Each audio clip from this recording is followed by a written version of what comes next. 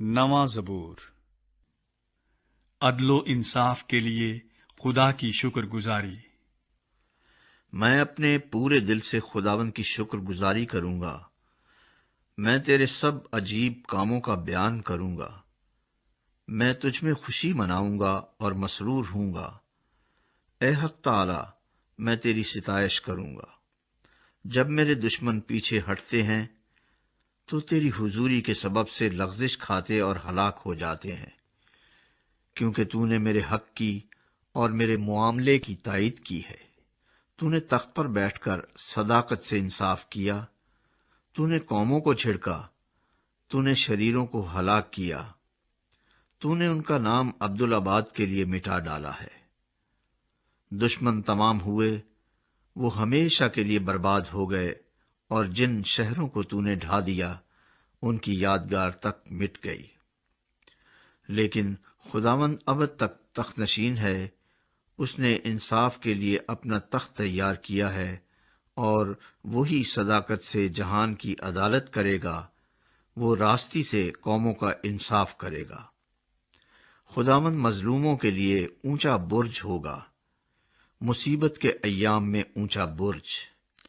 اور وہ جو تیرا نام جانتے ہیں تجھ پر توکل کریں گے، کیونکہ اے خداوند تو نے اپنے طالبوں کو ترک نہیں کیا ہے۔ خداوند کی ستائش کرو جو صیون میں رہتا ہے۔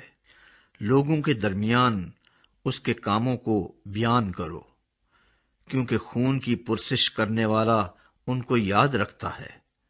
وہ غریبوں کی فریاد کو نہیں بھولتا۔ اے خداوند مجھ پر رحم کر، تو جو موت کے پھاٹکوں سے مجھے اٹھاتا ہے۔ میرے اس دکھ کو دیکھ جو میرے نفرت کرنے والوں کی طرف سے ہے، تاکہ میں تیری کامل ستائش کا اظہار کروں۔ صیون کی بیٹی کے پھاٹکوں پر میں تیری نجات سے شادمان ہوں گا۔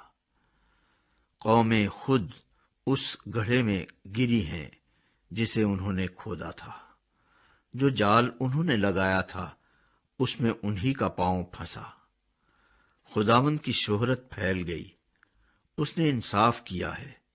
شریر اپنے ہی ہاتھ کے کاموں میں پھنس گیا ہے۔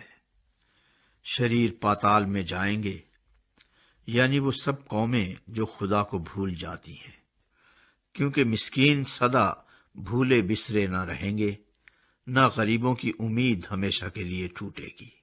اٹھ اے خداوند، انسان غالب نہ ہونے پائے، قوموں کی عدالت تیرے حضور ہو۔ اے خداوند ان کو خوف دلا، قومیں اپنے آپ کو بشر ہی جانے۔